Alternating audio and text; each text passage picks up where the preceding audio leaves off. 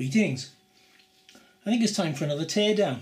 I was given this Streetwize SWPP5 5-in-1 power station last weekend. Had it for nothing, it was completely flat, and I mean completely flat. Someone had left the compressor on, the work light on, and just left it to go. So there was absolutely nothing left in the battery at all. I had no doubt at the time that the battery would be ruined.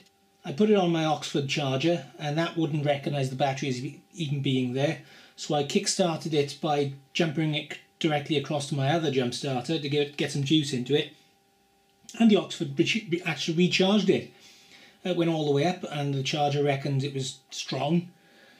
But when I ran it then, I'd give the compressor a run the traditional method with a ½ litre pop bottle, and it failed pretty quickly, so the battery is shot on this.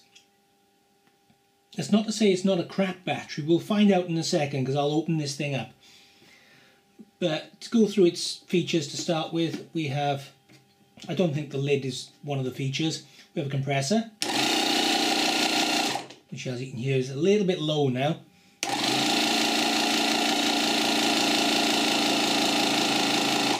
Not much left. There's an LED work light, although these two LEDs at this side are a little bit flickery, but they seem to stabilise okay then. It's obviously got the jump starter with a switch on the back to switch the jump starter on and off. Also important if you're going to try and charge it using the jump leads instead, you have to leave that switched on. There's also the 200 watt mains inverter, which I shall have a play with later on. Oh, and the fifth feature, I was looking then, I had to look on the front to see what the fifth feature is. It's got a pair of cigarette lighter outlets, so you can run other devices on from it. Feels quite solid. Let's crack it open, see what's in there. I haven't run the mains inverter on this for a couple of days.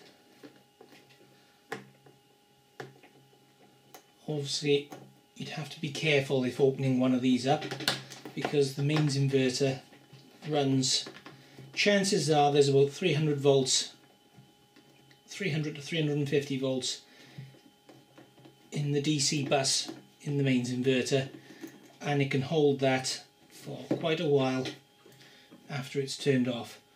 Now, those are going to be awkward because they're too deep to reach.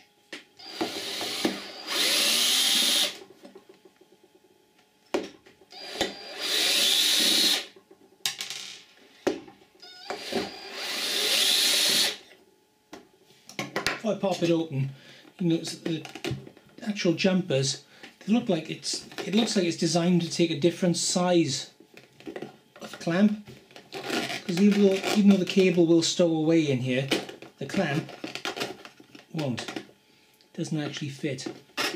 It's a bit odd.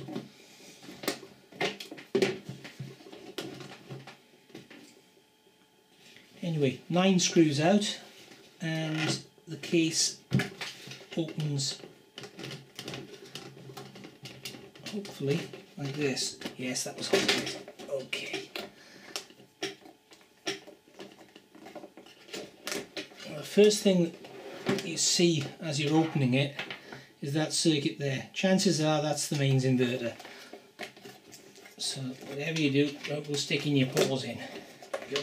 Dragging the hose through, that can then be swung out that way. And the first thing that greets us is this battery.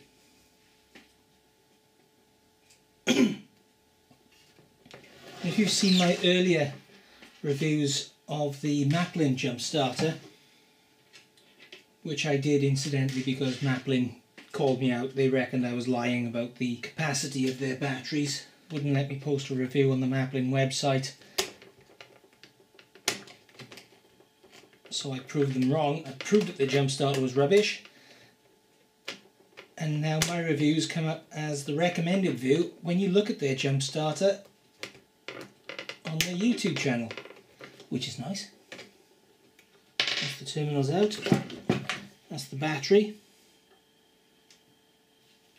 Now once again, which seems to be typical of these relatively cheap jump starters, this one seems to come with a lightweight battery. Now here's my trusty Lucas.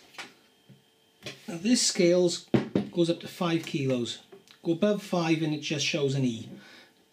And this, as you can see, goes off the scale. That's because it weighs about 6 kilos. Which is typical for a battery of this size. This is the battery out of the jump starter, and it's only 4 kilos. Now that's telling me that somewhere in here is either spacers, or bits of glass, or fresh air. This is not a 17 amp hour battery. Whoever made this battery is lying. This is a fake, fraudulent battery. And considering people will pay 80 quid for these jump starters, I think they've got a lot to answer for. We'll crack that battery open later on. Let's carry on with the nosy at the jump starter itself. In here we have the compressor, which, if you've seen my teardowns before, it's pretty standard fare for these things, with one of these standard little piston compressors connected to this rubber tube off to this tyre valve at the end.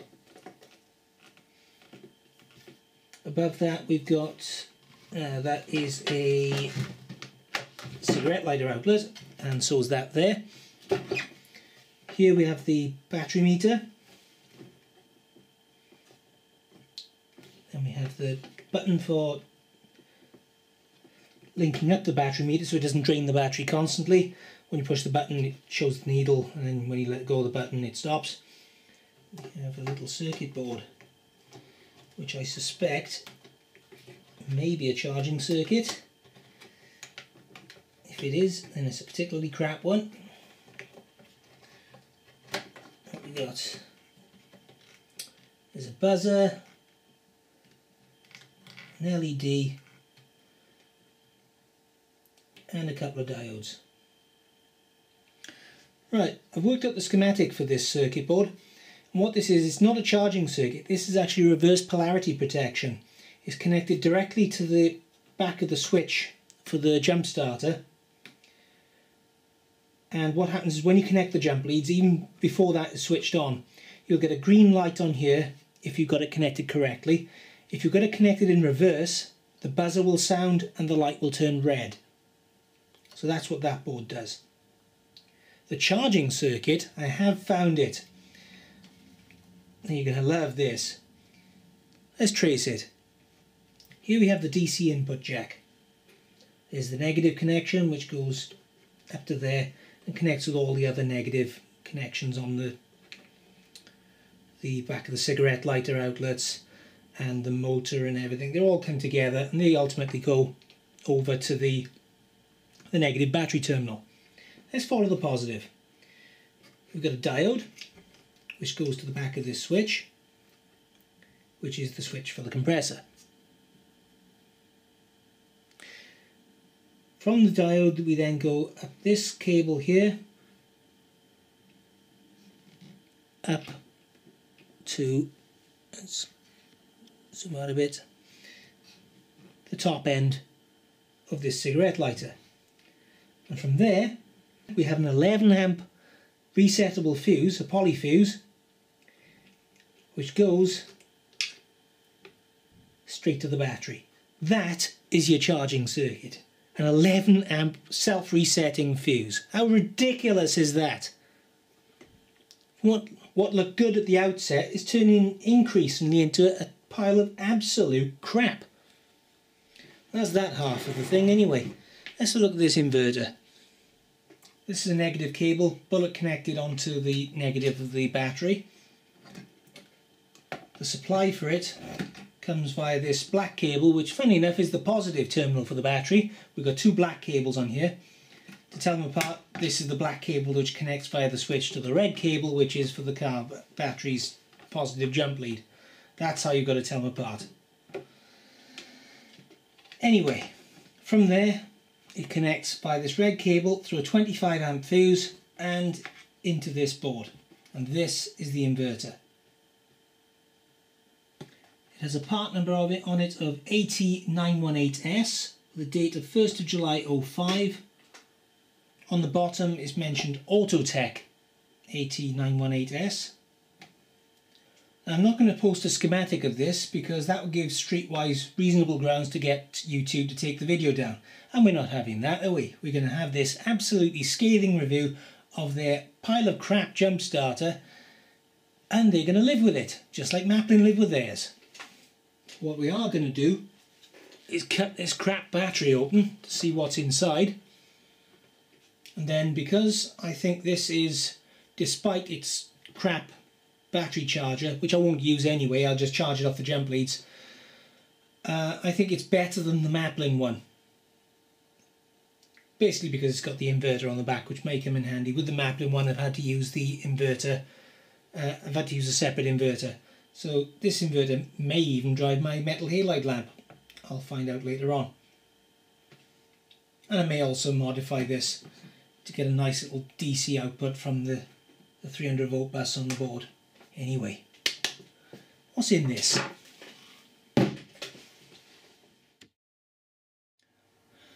Okay, here we are out in the workshop.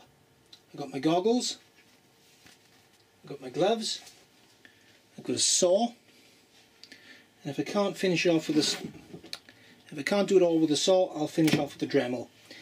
Same as before, I'm going to cut this and basically take the end off the battery.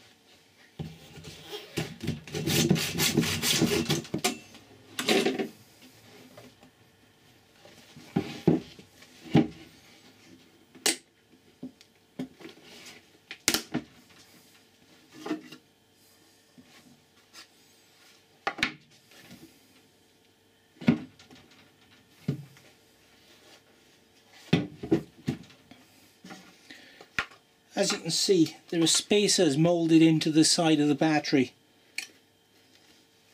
in the cell walls. You won't have seen those on any of the other batteries that I've taken apart in my previous videos.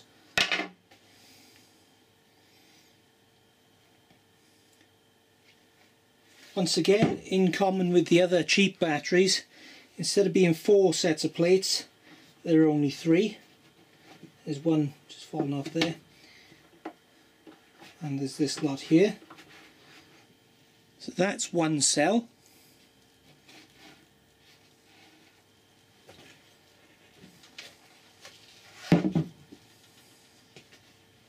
I've brought the scales out, and through the wonder of video editing I shall bring up my earlier weighing results. On the left we have the make and model of battery, in the middle we have the weight of a whole cell, and on the right we have the weight of just the lead plates, not the crumbly ones, the normal metallic looking ones. So here's the battery all together.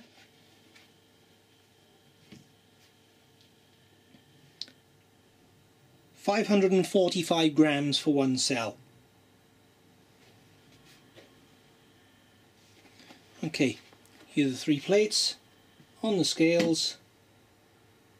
202 grams. And that's the negative electrode. The crumbly ones are the positive, that's the negative.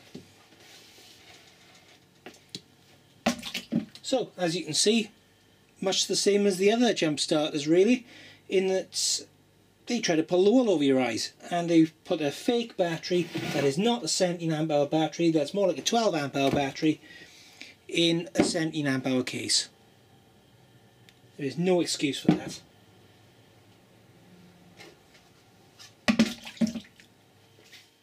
If you've got one of these jump starters and you're wondering, if perhaps mine's got one of these Duff batteries, I don't know. How do I find out? Well, you haven't got to saw the battery open. In fact, you haven't even got to take the case apart.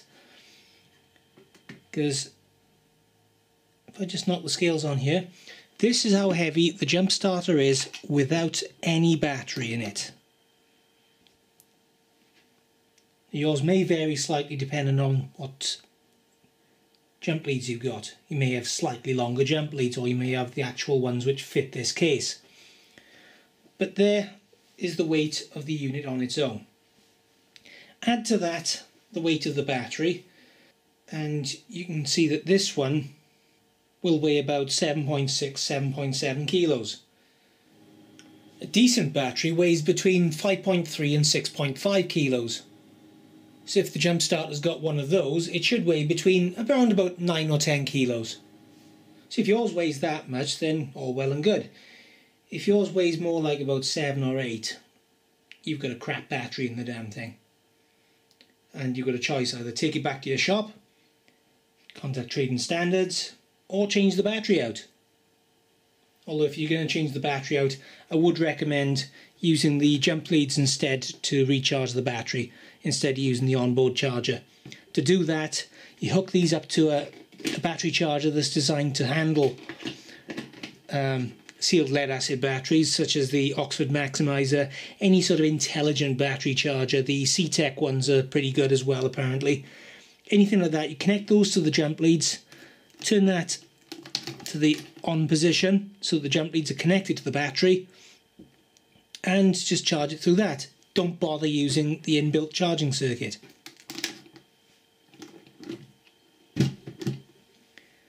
If you want to change the battery out on one of these, the procedure is fairly simple.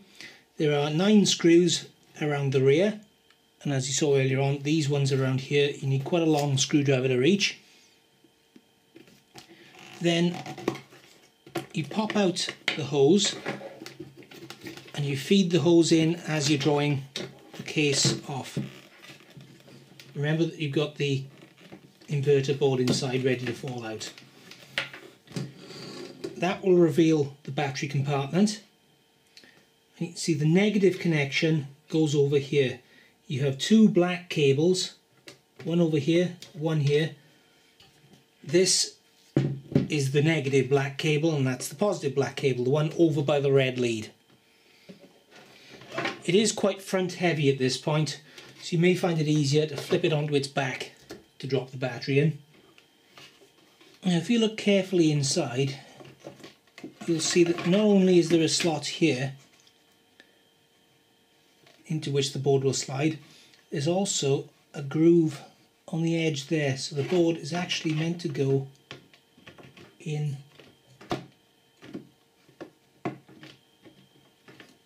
like that. If it's anywhere else, you'll struggle to put it in. You'll probably find when you open it up there'll be bits of hot melt glue in there.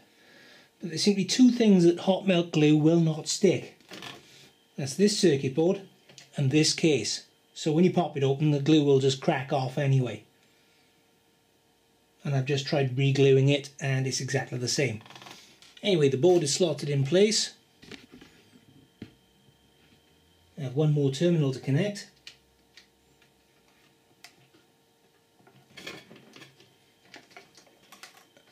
Now the lid can be slipped over, drawing the compressor lead out as you do, until we're almost closed. But we have this inverter cable to connect as well. So inverter cable plugs in. That can be tucked down there.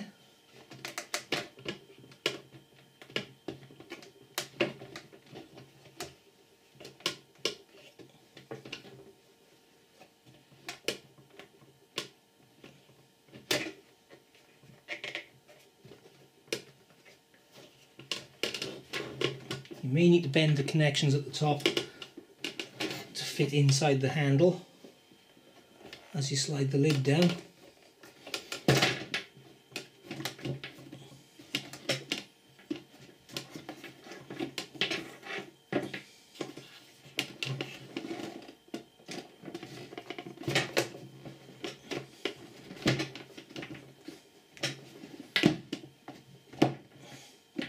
that's it.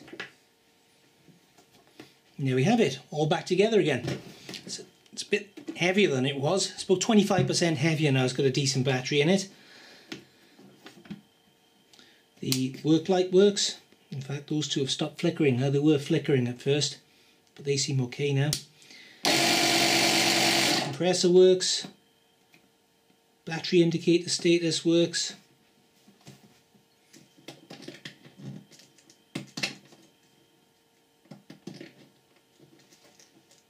Interestingly, that doesn't come on like I'd expect it to come on when I turn the jump lead connector on.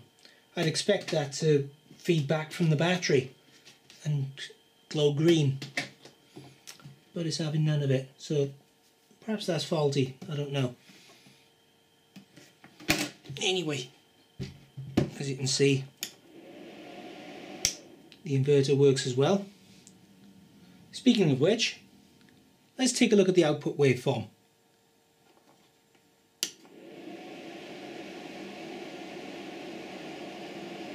As expected, it's just a square wave basically.